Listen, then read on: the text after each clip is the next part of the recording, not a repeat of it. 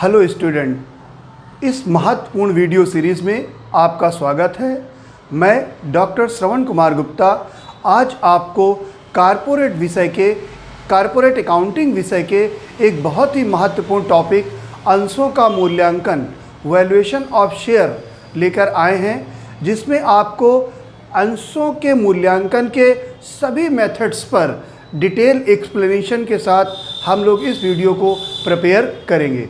तो बच्चों, देर न करते हुए हम लोग स्टार्ट करते हैं अपना टॉपिक अंशों के मूल्यांकन। तो अंशों के मूल्यांकन की मेनली 3 विधियां हैं, जिसमें पहली विधि है संपत्ति मूल्यांकन विधि यानी शुद्ध संपत्ति विधि, दूसरी है आय मूल्यांकन विधि यानी इनकम मेथड, और तीसरी है उचित मूल्यांकन विधि यानी फेयर वैल्यू मेथड।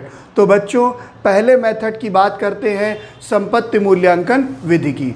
अगर हम लोग संपत्ति मूल्यांकन विधि की बात करें तो हमें कैसे निकालना होता है अंशों की वैल्यू। तो संपत्ति मूल्यांकन विधि में सबसे पहले हमें निकालना होता है नेट एसेट्स यानी शुद्ध संपत्तियां। अब ये बच्चों नेट एसेट्स क्या होती हैं?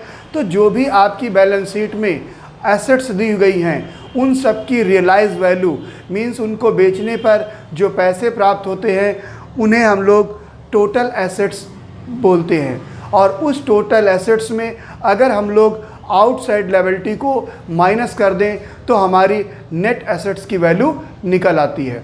उस नेट एसेट्स की वैल्यू में से नंबर ऑफ शेयर यानी अंशों की संख्या से अगर हम लोग डिवाइड कर दें तो आपको शुद्ध संपत्ति विधि से आपको अंशों का मूल्य पता चल जाएगा। इसी तरह अगर हम दूसरे विधि की बात करें तो दूसरी मेथड है इनकम वैल्यूएशन विधि यानी आय के द्वारा हम लोग कैलकुलेट कर सकते हैं कि अंशों का मूल्यांकन किस तरह से किया जा सकता है। तो इसमें भी हमारे 2 आधार हैं।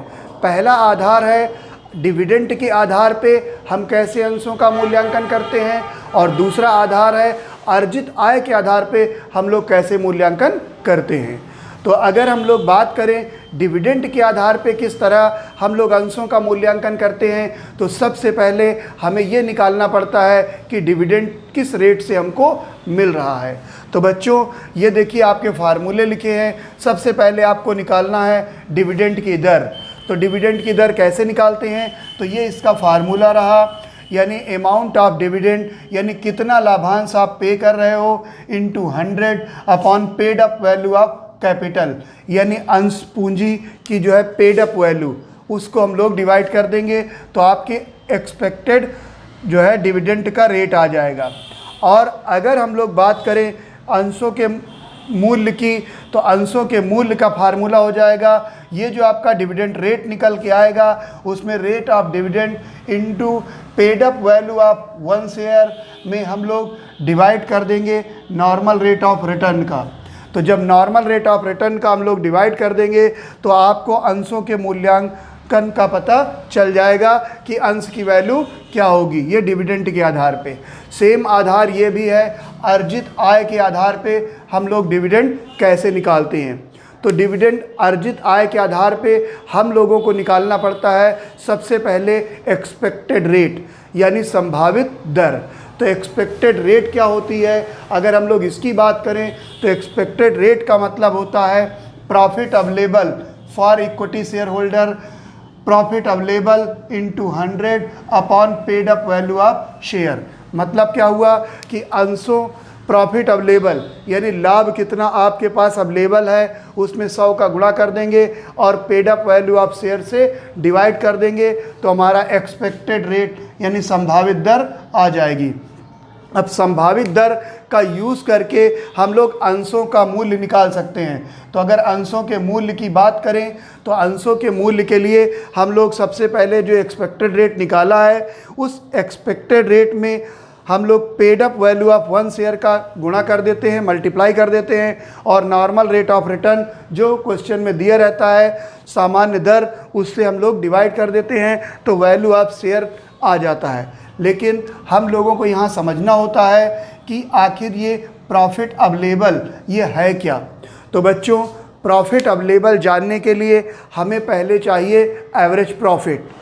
जो एवरेज प्रॉफिट होगा, उस एवरेज प्रॉफिट में जो टैक्स का रेट होगा उसको हम माइनस कर देंगे, तो आ जाएगा प्रॉफिट अवेलेबल आफ्टर टैक्स। और आफ्टर टैक्स में हम लोग जनरल रिज़र्व में कुछ ट्रांसफ़र कर देते हैं। जनरली ये 20% होता है, अगर बुक में दिया है तो वो परसेंटेज करेंगे, नहीं तो 20% हम लोग माइनस कर देंगे। 20% माइनस करने के बाद अगर कोई प्रेफरेंस शेयर होल्डर्स है तो प्रेफरेंस शेयर होल्डर्स के डिविडेंड को भी माइनस कर देंगे, और माइनस करने के बाद जो हमारा आएगा उसी को हम लोग बोलेंगे profit available for equity share holder.